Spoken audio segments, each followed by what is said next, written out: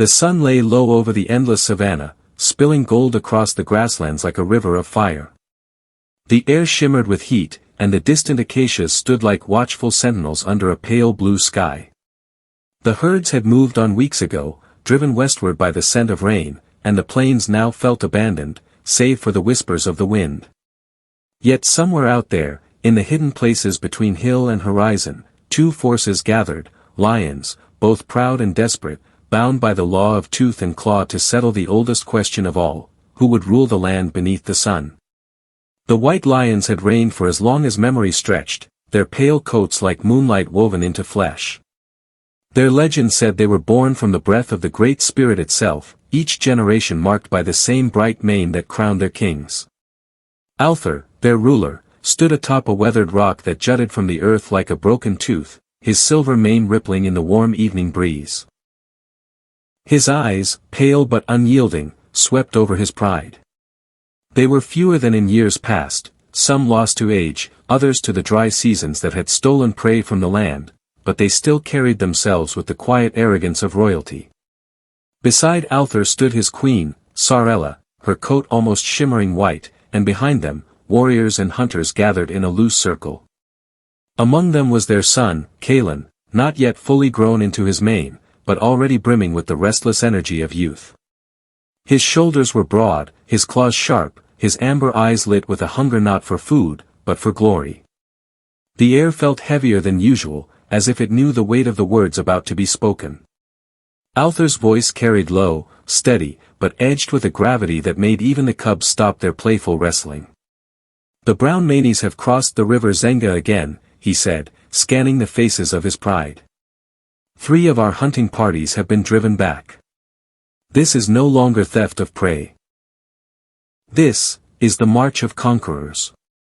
A low growl rumbled through the gathered lions. Tails lashed, ears flattened. Kaelin took a step forward, his claws scoring the dusty rock beneath him.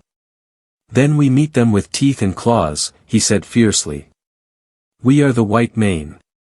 Our blood carries the roar of kings. Let Breaker taste it." A murmur of approval rose from some of the younger warriors, but Sarella's gaze cut through it. "Courage without wisdom is a blade without a handle," she said softly, yet her voice carried. "Kaelin, you do not yet know the cost of war." Kaelin bristled, but before he could speak, a scout burst through the circle, panting, his flanks heaving. "My king," he gasped, "the brown manies march at dawn. They come, all of them." Far to the east, beneath a sky bruised purple by the coming night, the brown manies moved as one.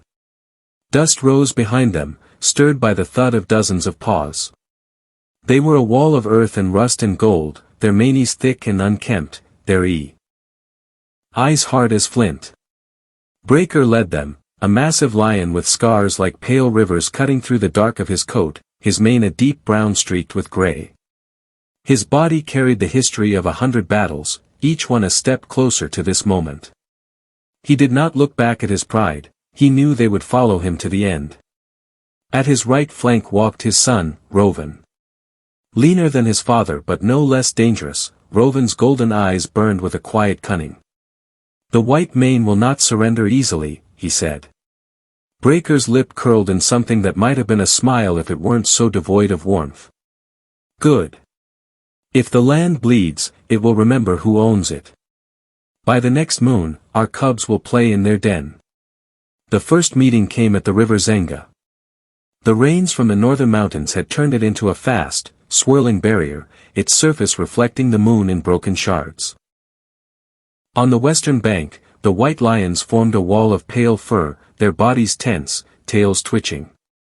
On the eastern bank, the brown manies stood like a cliff face, unmoving, their breath fogging the cool night air. Breaker stepped forward until the river lapped at his paws. "Althor," he roared, his voice rolling across the water. "The plains belong to those who can hold them. Step aside, and I will spare your cubs." Althor descended from his rock, each step deliberate.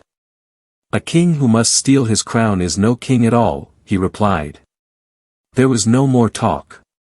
The banks erupted in an explosion of motion. Lions plunged into the river, the current churning around them as they met in the middle with a clash of bodies. The water ran red as claws raked fur and teeth tore flesh. Kaelin leapt onto Rovan, their snarls tearing through the night. They rolled in the shallows, jaws snapping inches from each other's throats. Rovan's hind claws scored long lines down Kaelin's flank, but Kaelin held his ground, shoving Rovan back with a surge of strength born from rage. All around them, the battle raged. The cries of the wounded mixed with the roars of the defiant. Lions were dragged under the current, only to claw their way back to the bank and throw themselves into the fray again. When the moon finally reached its zenith, both sides had lost warriors, and both had gained scars, but neither had yielded. The war did not end there. It spread like fire through the dry grass. Hunting grounds became killing fields, waterholes ran red before they ran dry. Days bled into nights, and the nights into days again. The vultures grew fat, circling constantly above the plains. In the White Pride's den, the healers worked without rest. Sarella moved among the wounded, her white fur streaked with dust and blood, whispering words of comfort even as her eyes darkened with the weight of loss. Kaelin limped in one evening, a deep gash down his side from a skirmish. Sarella's gaze softened, but her voice was steady as she cleaned the wound. "You think you are fighting for victory, my son," she murmured. "But you are fighting for survival now." Kaelin didn't answer. His pride was wounded more than his flesh, but he could not show weakness. Not now.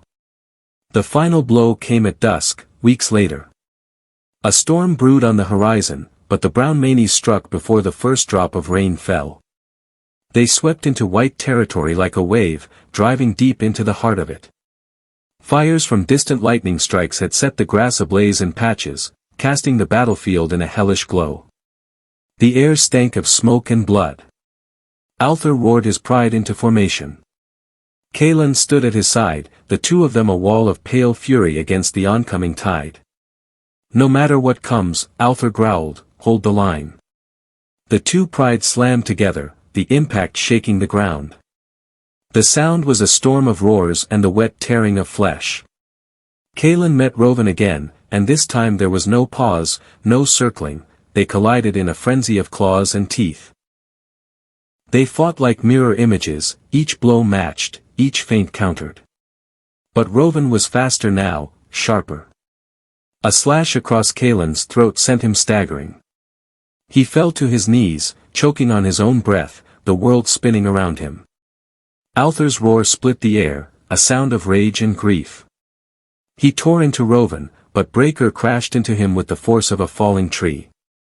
The two kings became a whirlwind of claws and snapping jaws.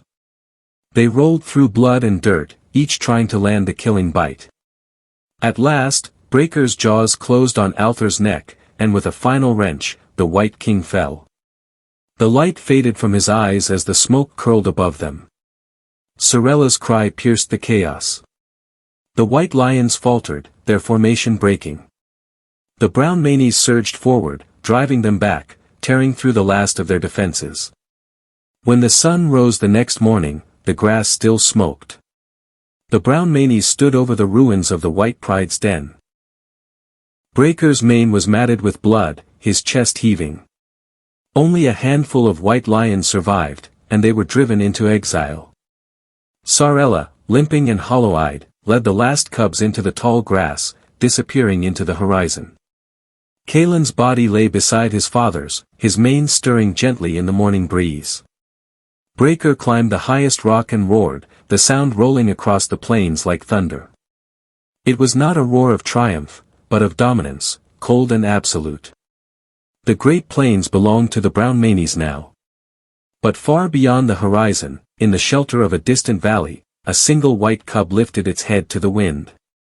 Its eyes, pale and unblinking, stared toward the land it had lost.